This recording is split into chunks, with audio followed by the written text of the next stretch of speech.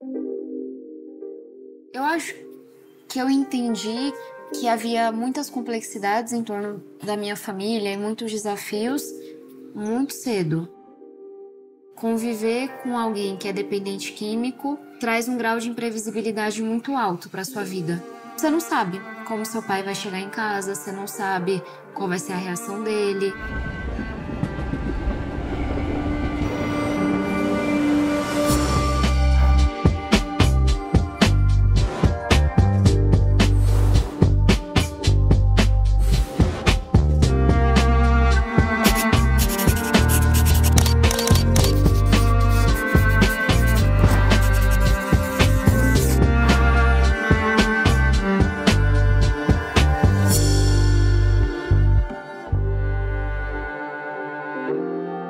Meu nome é Tabata Amaral, eu sou filha de uma baiana e um paraibano, uma diarista e um cobrador de ônibus e uma filha muito orgulhosa da periferia, de 2 trabalhadores que teve a vida transformada pela educação. A carta da Tabata, de Tabata para Naldo, papai. 28/8/2006, aniversário do Naldo. Pai, eu te amo do fundo do meu coração, lá do fundinho, com carinho de sua filha Tabata, para o melhor pai do mundo, Naldo.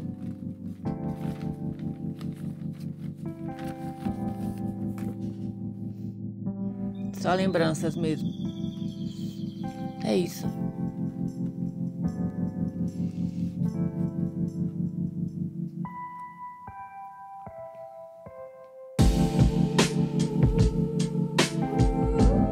Naldo foi, assim, o grande amor da minha vida.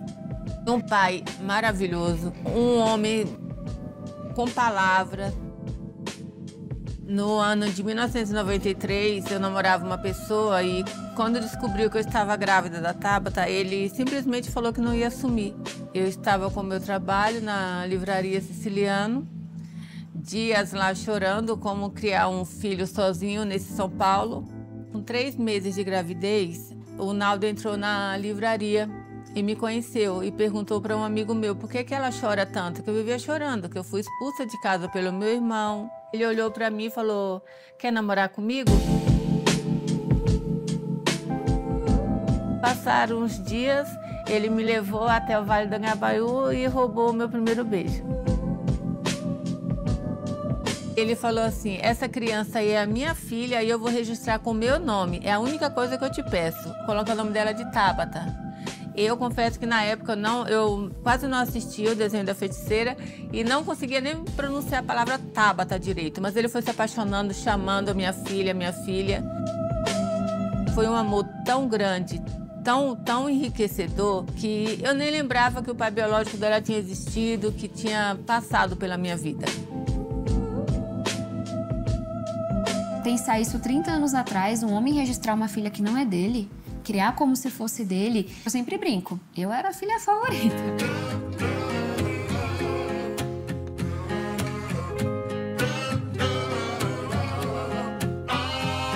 Aquilo foi o começo de toda essa história que eu amo, lembrando de como eu subi essa rua todos os dias aqui com a Tabata aqui na minha barriga, foi bem emocionante.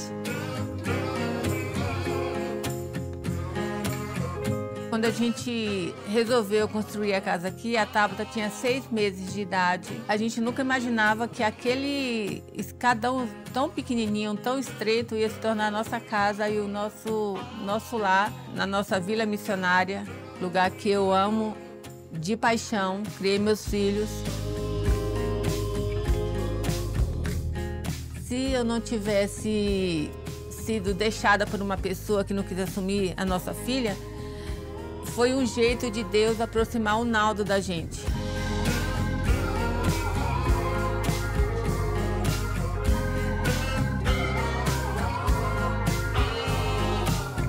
Minha mãe estava mais preocupada com questões morais, que a gente fosse gente do bem.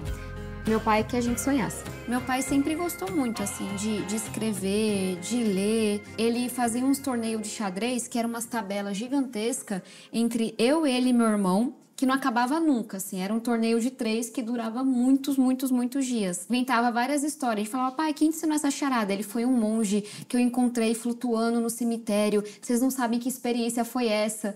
E aí, no começo, a gente acreditava, né? Feito 2 besta. Mas depois a gente sabia que ele tava mentindo. Que ele tinha inventado aquela história. É isso, um pai que faz campeonato de xadrez para filho pequeno, que ensina a gostar de matemática, que ensina a gostar de ler, é um pai que acredita naquelas crianças. Quando eu ganhei a medalha da Olimpíada de Matemática, meu pai estava lá na premiação em Recife com o Eduardo Campos. No dia que eu passei em Harvard, eu liguei para minha mãe e para o meu pai. Eu passei em Harvard. Meu pai, vocês duas são muito bestas. Eu sempre falei que ela ia passar em Harvard. Era só vocês terem me ouvido, sabe?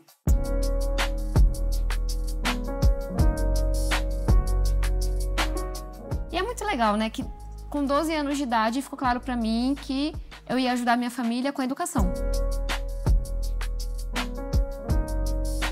Meu pai, ele é o 3º filho de uma professora de Itabaiana, na Paraíba, minha avó Lisete, que sofria violência doméstica.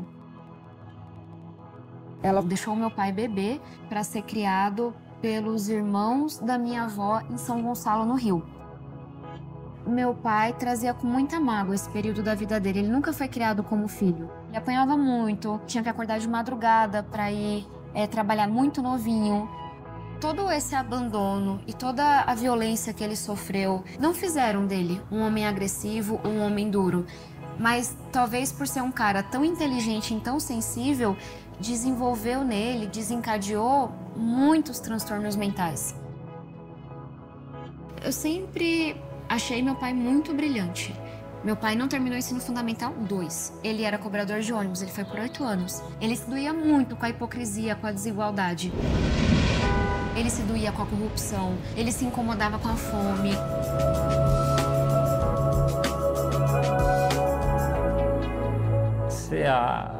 A mente dele era a milhão, ele fazia uns escritos nos cadernos. Falava, meu, como que você consegue escrever um caderno inteiro numa noite? Ele escrevia um caderno inteiro numa noite, nunca vi uma coisa daquela. Eu era um motorista de ônibus da linha 509J. O Naldo trabalhava comigo, ele era meu cobrador. Ele era uma pessoa maravilhosa, um cara inteligente, gostava muito de ler. E ele fazia você rir. Mesmo no seu momento de tristeza, ele conseguia fazer você rir. Ele era um cara alegre, mas porém triste por dentro.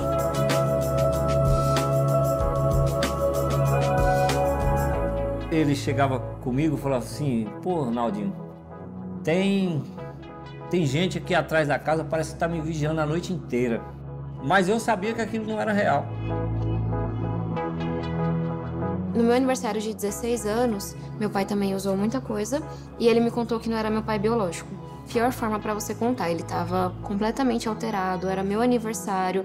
Acho que foi naquele dia que eu entendi que não era só álcool. Foi a primeira vez que eu entendi que tinha outras drogas, sabe? E aí aquilo ficou maior pra mim do que a questão de meu pai ser meu pai biológico ou não. E eu pareço tanto com ele de jeito e eu nunca tive dúvidas que ele era meu pai. Enfim, não era pra eu ter tido um pai. E eu tive.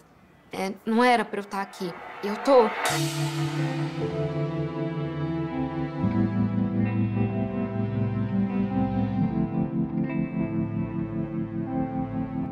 Eu comecei a trabalhar como professora. E eu trabalho desde muito nova, mas nunca tinha trabalhado com carteira assinada. E aí eu lembro que meu pai foi no poupa-tempo do Jardim Miriam comigo, tirar minha carteira de trabalho. E foi um dia muito feliz. Foi tipo... Ele estava já muito doente, ele já tinha sumido, voltado inúmeras vezes, mas eu lembro que ele botou a camisa azul que ele usava para trabalhar como cobrador e ele foi muito orgulhoso tirar a minha carteira comigo no Jardim Miriam.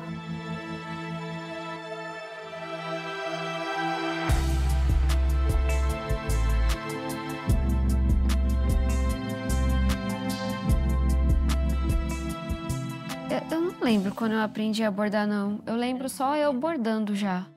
Quando você pegou o gosto de querer bordar, aí foi quando eu aproveitei a situação e falei, borda isso, borda aquela toalha. Aí eu queria que você produzisse pra gente ter o que comer no dia seguinte. Acho que eu e o papai que falava muito que a gente ia fazer uma loja aqui na frente. Sim. Mas o papai sempre achava, né, que ia dar tudo certo. Eu olho para essas fotos e reforça um sentimento que eu tenho de que a gente, apesar de tudo, era muito feliz e era muito unido. Eu tendo compreensão hoje de tudo, né? Do que minha mãe enfrentou quando engravidou de mim, das doenças que meu pai carregava, de todo o preconceito que eles enfrentaram, do medo que eles tinham da fome, do desemprego, e ver o tanto de amor que eles tinham pela gente, sabe? Nesse contexto, eu acho que hoje eu valorizo ainda mais. Aqui na minha primeira comunhão, a igreja sempre foi muito importante pra gente. Meu pai não era muito de ir na igreja, não. Ele falava que tinha muita gente hipócrita, que ele preferia ir no quintal conversar com Deus.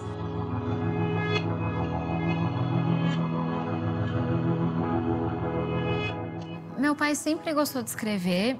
Ele escrevia em folha solta, escrevia em caderno e ele me dava. Então eu fui juntando. Então eu juntei tudo e eu guardei. E foi passando o tempo e tudo que tem a ver com meu pai me emociona muito, mas eu confesso que eu nunca vi. Então eu não tenho absoluta certeza do que tá, não. Quando eu comecei a namorar com o João, foi uma das primeiras coisas que eu contei pra ele. Eu falei, olha, meu pai escreveu umas coisas, eu acho que eu sei o que ele escreveu, mas eu nunca consegui ler. Você lê comigo um dia? E aí a gente nunca leu. O que eu acho que tá nesses cadernos, nesses escritos, é o que ele via na rua. Meu pai, ele era muito reflexivo, assim, sobre a desigualdade, sobre, tipo, por que a gente tá aqui com tanta falta e tem gente que nasce com tanto e ninguém faz nada sobre isso. Tem algo de especial de ter uma coisa que foi escrita por alguém que você ama tanto e que você vai ter a oportunidade de ler, de ouvir pela primeira vez? No começo de março de 2012, a minha vizinha, 11 da manhã, me liga, Reni, vem pra casa. Já comecei a chorar. Aí eu falei, o que aconteceu? Com os meninos, não. Os meninos estão muito bem, o Naldo se machucou. Minha mãe ouviu que ela era uma vagabunda quando ela engravidou de mim, que eu e meu irmão tinha essa drogada igual meu pai. A doença cada dia progredindo mais, ele pulava de clínicas em clínicas. E a gente lutando em casa com bordados, com costura para sobreviver. Fiquei num lugar horrível e era tipo escrava dela.